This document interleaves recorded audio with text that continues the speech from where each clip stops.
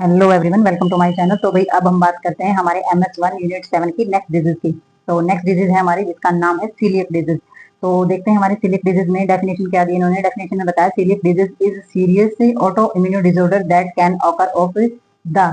तो इसमें हमारा जेनेटिकली जो हमारा दिया गया है उसमें हमारा इम्यूनिटी से रिलेटेड डिसऑर्डर बताया गया है ये, और ये हमारा सीरियस डिसऑर्डर होता है। तो सीलियक डिजीज होने के रीजन जिससे रहते हैं हमारे, तो इसमें हमारा पैराडिस्पोज्ड पीपल वेयर द जो हमारा इंडिकेशंस होता है gluten lead to damage in the small intestine. तो कहने का मतलब ये है कि ये ऑटो इम्यूनिटी डिसऑर्डर होता है, ये बहुत ही सीरियस डिजीज होती है। और इसमें जो लोगों के अंदर जो ग्लूटन की मात्रा जब ज्यादा हो जाती है तो वो हमारे स्मॉल इंटेस्टाइन्स को डैमेज करना स्टार्ट कर देती है। तो ग्लूटन क्या है? ग्लूटन एक प्रोटीन होता है, ठीक है। जो तो ये हमारा जो ग्लूटन प्रोटीन होता है ये कहाँ पाया जाता है? हमारा गेहूं के अंदर, राई के अंदर, या बार्ले बार्ले होता है जो, ठीक है। तो गेहूं, राई और जो इनके अंदर पाए जाने वाला जो ग्लूटन होता है, जब ये ज्यादा मात्रा में हो जाता है तो ये हमारे स्मॉल इंटेस्टाइन्स को डैमेज करना स्टार्ट कर देता है।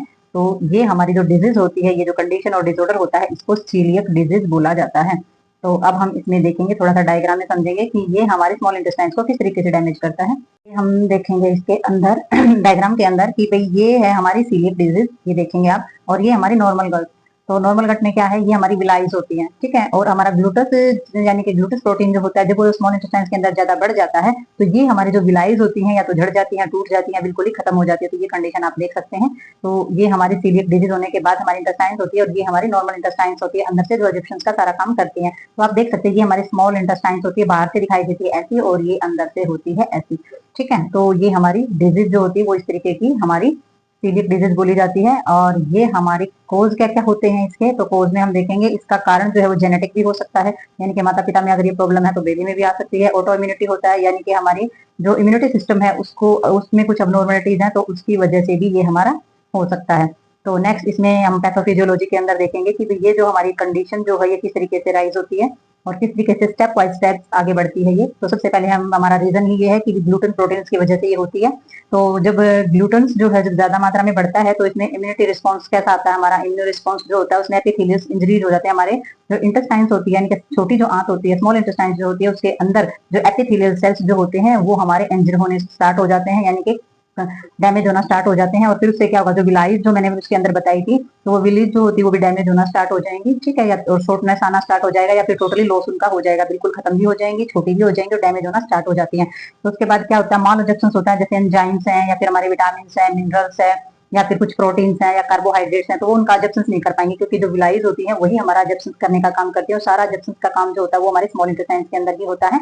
तो इसलिए हमारी जब विलाइज ही उसके अंदर नहीं रहेंगी तो माल एब्जॉर्प्शन हो जाएगा, किसी भी सब्सटेंस को एब्जॉर्प्शन नहीं किया जाएगा, तो न्यूट्रिशन जो है हमारा वेस्ट जाएगा और स्मॉल इंटेस्टाइन्स जो है एब्जॉर्प्शन नहीं कर पाएगी। तो उसमें क्या हो जाएगा? हमारा न्यूट्रिशनल डेफिशिएंसी हो जाएगी। हम चाहे कितना भी खा ले, जब एब्जॉर्प्शन नहीं होगा तो न्यूट्रिशन की कमी हमारी बॉडी के अंदर हो जाएगी। और जब न्यूट्रिशन की कमी हमारी बॉडी के अंदर होती है तो हमारी क्या राइज हो जाती है? हमारा इंक्रीज हो जाता है रिस्क, यानी कि खतरा पैदा हो जाता है लिम्फोमा का, या फिर एडनोकार्सिनोमा ऑफ स्मॉल इंटेस्टाइन। तो स्मॉल इंटेस्टाइन के अंदर जब रिस्क होता है हमारा, तो किस चीज का खतरा होता है? लिम्फोमा, यानी कि जो लिम्फ होती है उनके अंदर कैंसर हो जाना, या फिर हमारे स्मॉल इंटेस्टाइन के अंदर कैंसर के सेल्स जो है वो ग्रो कर जाना।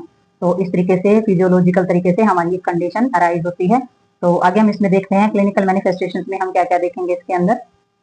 तो क्लिनिकल मैनिफेस्टेशन में इन्होंने बताया है सिम्टम में be the variable according to age. तो एज के अकॉर्डिंग जो सिम्टम जो है वो अलग अलग टाइप के भी हमारे हो सकते हैं। और प्रेजेंटिंग साइन जो हमारे साइन और सिम्टम दिखाते हैं उसके मोड यानी कि तरीके भी अलग हो सकते हैं। अलग एज में अलग तरीके से हमारे सिम्टम जो दिखाई दे सकते हैं। तो जैसे कि इन्होंने बताया symptom arise as 3 to 9 month. तो 3 से 9 महीने की जो एज होती है, बच्चे की जो एज होती है उसके अंदर कैसे सिम्टम दिखाई देंगे? इरिटेबिलिटी होगी बच्चे के अंदर, यानी कि बेचैनी, चिड़चिड़ापन होगा बच्चे के अंदर, वोमिटिंग आना स्टार्ट हो जाएंगे, डायरिया बहुत सीवियर मात्रा में उसको डायरिया रहेगा, दस्त लगे रहेंगे, रेस्टिटी यानी कि फेलियर ऑफ थ्राइव यानी कि जो उसके ग्रोथ और विकास होने की जो चीजें वो फेल हो जाएंगी, वो अच्छे तरीके से ग्रोथ नहीं कर पाएगा, ठीक है। तो नेक्स्ट हमारा जो है सिम्टम जो राइज होंगे वो होते हैं हमारे 9 से 18 साल के बच्चे में। मतलब 9 से 18 मंथ के का जो बच्चा होता है, जो 9 से 18 महीने का जो बच्चा होता है उसके अंदर सिम्टम कैसे अराइज होंगे? ग्रोथ होती है वो रुक जाएगी बच्चे की, दस्त लगे रहेंगे बच्चे को, भूख नहीं लगेगी बेबी को, और जो हमारे एनिमल टूथ होते हैं वो नहीं आएंगे बेबी को, वो आने में कमी हो जाएगी। किसी किसी बच्चे को दांत नहीं आते हैं तो प्रॉब्लम रहती है। सिजूर यानी कि दौरे आना स्टार्ट हो जाते हैं बेबी को।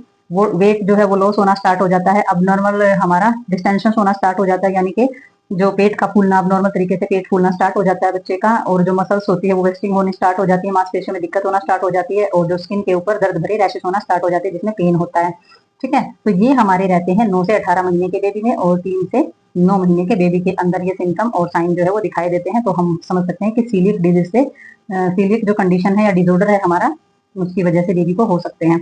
तो सिम्टम इन ओल्डर चाइल्ड, और जो बच्चा बड़ा होता है उसके अंदर क्या सिम्टम दिखाई देंगे? जब बच्चा बड़ा हो जाता है तो उसके अंदर खून की कमी हमें दिखाई देगी और विटामिन डेफिशिएंसी उसके अंदर रहेगी, यानी कि कितने ही विटामिन लेता हो लेकिन विटामिन डेफिशिएंसी उसके अंदर रहेगी, क्योंकि जो विलाइज होती है हमारे अंदर वो एजप्शन नहीं करेंगी, तो कुछ भी खाता रहे बेबी एजप्शन नहीं होगा।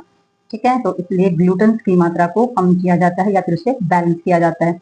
तो आगे देखते हैं हम इसमें, तो वही इसमें हम देखेंगे कि हमारी डेफिशिएंसी की वजह से क्या क्या हो सकता है। तो डेफिशिएंसी हमारी किस किस चीज की बढ़ जाती है जब माल एब्जॉर्प्शन होता है हमारा इंटेस्टाइन्स के अंदर, तो इसमें हमारा हो जाता है हाइपोप्रोटीनेमिया विद द एडिमा, तो सूजन के साथ हमारी प्रोटीन की कमी हो जाना, ठीक है, पोटाशियम की कमी हो जाना, कैल्शियम की कमी हो जाना, डायरिया हो जाना, और हाइपोमैग्नीशियम मैग्नीशियम की कमी हो जाना, कॉन्स्टिपेशन से यानी कि कब्ज हो जाएगी, डायरिया हो जाएगा, hypothermia due to the impaired vitamin K absorption, vitamin K कम एजप्शन होने की वजह से जो प्रोमोथर्मोबिन्स है वो हमारा कम हो जाना, ठीक है, और हमारा ऑस्टियोपोरोसिस हो जाता है। अगर कैल्शियम का एब्जॉर्प्शन कम होता है तो हमारी हड्डियां जो है वो भी कमजोर होना स्टार्ट हो जाती हैं, यानी कि बेबी के अंदर ये चीजें होती हैं, तो बेबी के अंदर ये सिम्टम्स जो है दिखाई देने स्टार्ट हो जाते हैं, तो ग्रोथ जो है वो कम होने स्टार्ट हो जाती है बेबी की।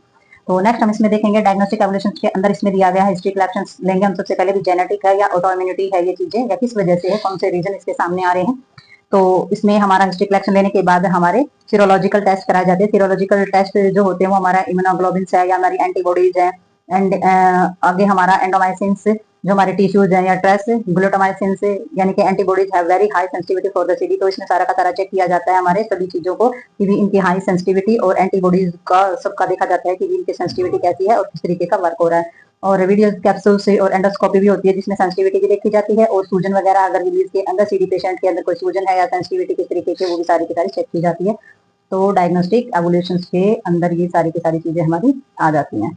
तो नेक्स्ट हमारी इसमें आ जाती है मैनेजमेंट। तो सबसे पहले नर्सिंग मैनेजमेंट के अंदर हम देखेंगे, नर्सिंग मैनेजमेंट में हमारी आ जाती है सबसे पहले आपने पेशेंट को टीच करना है कि भी आपने ग्लूटेन जो है वो अपनी डाइट में अवॉइड करना है, और कौन कौन सी अवॉइड करेंगे आप चीजें, गेहूं है, राई है और हमारा बाइलरी यानी कि जौ है, राई है, और जौ है, राई है और गेहूं है, ये तीनों के तीनों चीजें जो है ये अपने डाइट से आपने अवॉइड करनी है अगर आपको सीडी की प्रॉब्लम है तो नेक्स्ट आपने क्या करना है, आपने कैलोरी और जो न्यूट्रिशन हमारा फूड होता है यानी कि पोषक तत्व वाला फूड जो होता है और जिसमें कैलोरी ज्यादा होती है वो खाने को बोलना है अपने पेशेंट को, और अपने पेशेंट को बोलना है कि वो विटामिन के सप्लीमेंट ले, डाइट तो ले ही रहा उसके साथ सप्लीमेंट ले, आपने बोलना है कि वो मिनरल के भी सप्लीमेंट ले। सप्लीमेंट का मतलब हो जाता है कि भैया अगर खाने से पूर्ति नहीं हो रही है तो उससे रिलेटेड आप टैबलेट है या कोई घोल है वो ले सकते हैं जिससे आपकी विटामिन और मिनरल जो है वो बॉडी के अंदर इंक्रीज हो सके।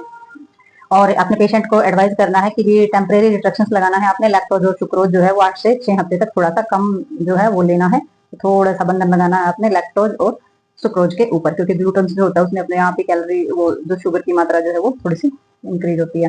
तो इसमें हमारा नर्सिंग डायग्नोस के अंदर हम क्या देखेंगे, इसमें हम देखेंगे जो हमारा न्यूट्रिशन जो है वो इम्बैलेंस हो गया, न्यूट्रिशन हमारा इधर उधर हो गया, वो ठीक से नहीं चल रहा है, और हमारा न्यूट्रिशन को लेकर के मालोजेक्शन है यानी कि जितने भी पोषक तत्व है उनका अवशोषण अंदर नहीं हो रहा है, या विटामिन है, विटामिन वोमेटिंग है या डायरिया है, तो वोमेटिंग उल्टियां आ रही हैं या फिर दस्त लग रही है ज्यादा, या हमारा जो भोजन है वो अच्छे से एब्जॉर्प्शन उसका नहीं हो रहा है, या न्यूट्रिशन बैलेंस नहीं हो रहा है, तो ये सारी की सारी चीजें आपने नर्सिंग डायग्नोस के अंदर देखनी है।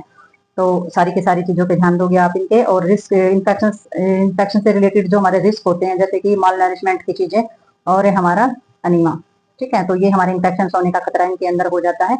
तो एनीमिया जो हो जाता है या फिर हमारा माल न्यूट्रिशन यानी कि हमारा जो नरिशमेंट की जो चीजें होती है उनके अंदर कमी हो जाए, खून की कमी हो जाए, उससे रिलेटेड हमारे इन्फेक्शन हो जाते हैं, उनसे जो खतरे होते हैं हमें वो सारी के सारी नर्सिंग डायग्नोस के अंदर देखनी है। तो इसमें आप नर्सिंग डायग्नोस के अंदर आप अपने आप से भी जो इससे रिलेटेड और जो यूनिट है इसके अंदर जितने भी नर्सिंग डायग्नोस दिए गए हैं, नर्सिंग मैनेजमेंट दी गई है, वो अपने आप से ऐड आप कर सकते हैं।